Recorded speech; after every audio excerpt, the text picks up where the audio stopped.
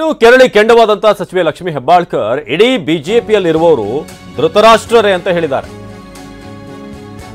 ಮೊನ್ನೆ ಆದಂತಹ ಘಟನೆ ಇತ್ತೀಚೆಗೆ ಏನಾಯಿತು ಪರಿಷತ್ನಲ್ಲಿ, ಅದಕ್ಕೆ ಸಂಬಂಧಪಟ್ಟ ಹಾಗೆ ಇಡೀ ಬಿಜೆಪಿಯಲ್ಲಿರುವಂತವರು ಧೃತರಾಷ್ಟ್ರರೇ. 2 ದಿನಗಳ ಬಳಿಕ ಮೌನ ಮುರಿದರು ಲಕ್ಷ್ಮಿ ಹೆಬ್ಬಾಳ್ಕರ್.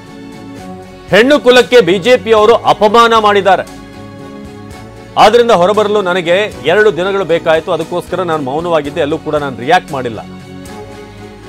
ನಿಮ್ಮ ಮನೆ ಹೆಣ್ಮಕ್ಳಿಗೆ ಅಂದ್ರೆ ಸುಮ್ಮನೆ ಇರ್ತಿದ್ರಾ? ಈ ರೀತಿ ಯಾರಾದ್ರೂ ಹೇಳಿದ್ರೆ ನೀವು ಸುಮ್ಮನೆ ಇರ್ತಾ ಇದ್ರಾ? ಚಿಕ್ಕಮಗಳೂರಲ್ಲಿ ಹೆಣ್ಮಕ್ಳಿಗೆ ಅಂದಿದ್ರೆ ಸುಮ್ಮನೆ ಇರ್ತಿದ್ರಾ? ಅಂದು ಎಲ್ಲಾ ಬಿಜೆಪಿ ನಾಯಕರು ಕೂಡ ಸದನದಲ್ಲಿದ್ರು.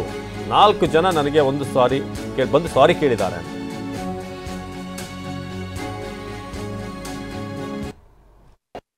ಇವತ್ತು ಲಕ್ಷ್ಮಿ ಹೆಬ್ಬಾಳ್ಕರ್ನ ಮರ್ಯಾದೆ ತೆಗೆದಲ್ಲ. ನೀವು ಲಕ್ಷ್ಮಿ ಹೆಬ್ಬಾಳ್ಕರ್ಗೆ ಅಪಮಾನ ಮಾಡಲ್ಲ, ನಿಮ್ಮ ತಾಯಿಗೆ ಅಪಮಾನ ಮಾಡಿದ್ದೀರ, ನಿಮ್ಮ ಹೆಂಡತಿಗೆ ಅಪಮಾನ ಮಾಡಿದ್ದೀರಾ. ಈ ದೇಶದ ಪ್ರತಿಯೊಬ್ಬ ಮಹಿಳೆಯ ಶಾಪ ನಿಮಗೆ ತಟ್ಟುತ್ತೆ. ನಿಮಗೆ ಗೊತ್ತಿಲ್ವಾ ನೀವು ಅಂದಿರೋ ಮಾತು?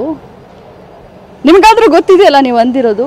ನನ್ನ ಹತ್ರ ಸಾಕ್ಷಿ ಇದೆಯಲ್ಲ, ಇದೇ ಮಾಧ್ಯಮದಲ್ಲಿ ಎಲ್ಲರೂ ತೋರಿಸಿದಾರಲ್ಲ ನೀವೇನು ಘನಂದಾರಿ ಕೆಲಸ ಮಾಡಿದ್ದೀರಿ ಅಂತ ಹೇಳಿ.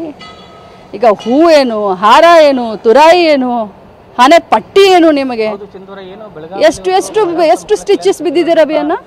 ಎಷ್ಟು ಸ್ಟಿಚಸ್ ಬಿದ್ದಿದೆ? 1, 2, 3, 4, 10, 15 ಎಷ್ಟು ಸ್ಟಿಚಸ್ ಬಿದ್ದಿದೆ ಹಣೆಗೆ? ಅವರೊಂದು ವಿಡಿಯೋನ ಬಿಡುಗಡೆ ಮಾಡಿದ್ದಾರೆ ನೋಡಿ. ಲಕ್ಷ್ಮಿ ಹೆಬ್ಬಾಳ್ಕರ್ ಸುಮ್ಮನೆ ಕೂತ್ಕೊಂಡ್ರು. ನಾನು ಆಗಲೇ ದಕ್ಷಿಣ ದ್ವಾರಕ್ಕೆ ಹೋಗಿ ನಾನು ಮೀಡಿಯಾಗೆ ನಾನು ಎಲ್ಲ ಬ್ರೀಫ್ ಮಾಡಲಿಕ್ಕೆ ಹೋಗಿಬಿಟ್ಟೆ, ನಾನೇನೂ ಅಂದಿಲ್ಲ ಅಂತ. ಬಹಳಷ್ಟು ಅಯ್ಯಯ್ಯೋ, ಅವರಷ್ಟು ಆ್ಯಕ್ಟಿಂಗು, ಅವರಷ್ಟು ಡ್ರಾಮಾ ಮಾಸ್ಟರು ಇನ್ನೊಬ್ಬರಿಲ್ಲ. ಏನಾಗಿದೆ ಅವ್ರಿಗೆ ಗಾಯ? ಎಷ್ಟಾಗಿದೆ ಗಾಯ? ಎಷ್ಟು ಹೊಲಿಗೆ ಬಿದ್ದಿದ್ದಾವೆ ಅವ್ರಿಗೆ? ಪಟ್ಟಿ ಸುತ್ಕೊಳ್ತಾರ ಏನು? ಬೇರೆಯವ್ರ ಕಣ್ಣಿಗೆ ಪಟ್ಟಿ ಕಟ್ಟದೇನಂತ ತಿಳ್ಕೊಂಡಿದ್ದೀರಾ ನೀವು? ಸಿಟಿ ರವಿ ಅವರೇ, ನೀವು ನನಗೆ ಆ ಪದವನ್ನು ಬಳಸಿದ್ದೀರಾ, ಅದರಿಂದ ಇವತ್ತು ನನ್ನ ಮನ ನೊಂದಿದೆ. ಆದರೆ ಇಂಥ 100 ಸಿಟಿ ರವಿಯನ್ನು ಎದುರಿಸ್ತೀನಿ, ಯಾವತ್ತೂ ಕ್ಷಮಿಸೋದಿಲ್ಲ ಬ್ರದರ್. ಒಬ್ಬ ಮಹಿಳೆ ಆಗಿ ಲಕ್ಷ್ಮಿ ಹೆಬ್ಬಾಳ್ಕರು ನನ್ನ ಒಂದು ಇದು ಎಲ್ಲ ಬಿಡಿ, ಒಬ್ಬ ಮಹಿಳೆಯಾಗಿ ಇಂಥ ಪದವನ್ನು ಸದನದಲ್ಲಿ ಬಳಸಿದಂಥ ಈ ರವಿಯನ್ನ ಯಾವತ್ತೂ ಕ್ಷಮಿಸುವಂತ ಕ್ರಮೇನೇ ಬರೋದಿಲ್ಲ, ದೇವರೂ ಕ್ಷಮಿಸೋದಿಲ್ಲ. ಕಾನೂನು ಹೋರಾಟ ಮುಂದುವರಿಸ್ತೀನಿ. ಮಾನ್ಯ ಪ್ರಧಾನಮಂತ್ರಿಗಳಾದಂಥ ನರೇಂದ್ರ ಮೋದಿ ಅವರನ್ನ ಕೇಳ್ತೀನಿ, ಮಾನ್ಯ ನಮ್ಮ ರಾಷ್ಟ್ರಪತಿಗಳಾದಂಥ ಅವರಿಗೆ ನಾನು ಪತ್ರ ಬರಿತೀನಿ. ನನಗೆ ಅವಕಾಶ ಸಿಕ್ಕರೆ ಈ ದೇಶದ ಪ್ರಧಾನಮಂತ್ರಿಗಳನ್ನು ಭೇಟಿಯಾಗಿ ನನಗೆ ಆದಂಥ ಅನ್ಯಾಯವನ್ನು ವಿವರಿಸ್ತೀನಿ. ಸಭಾಪತಿಯವರಿಗೆ ಮನವಿ ಮಾಡ್ತೀನಿ, ಮಾನ್ಯ ಮುಖ್ಯಮಂತ್ರಿಗಳಿಗೆ ಮನವಿ ಮಾಡ್ತೀನಿ. ಏನು ಪೊಲೀಸ್ ತನಿಖೆ ಆಗಬೇಕು ಆದಷ್ಟು ಬೇಗ ಆಗಬೇಕು, FSL ರಿಪೋರ್ಟ್ ಬರಬೇಕು.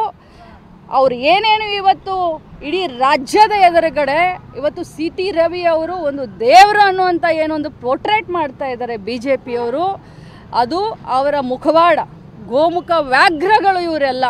ಒಬ್ಬ ಮಹಿಳೆಯನ್ನು ಒಂದು ಸದನದಲ್ಲಿ ಈ ಮಟ್ಟಿಗೆ ಮಾತಾಡಿದ್ರೆ ಅದನ್ನು ಅವರ ಬೆನ್ನಿಗೆ ನಿಂತ್ಕೊಳ್ತಾರೆ, ಪ್ರಶಂಸೆ ಮಾಡ್ತಾರೆ.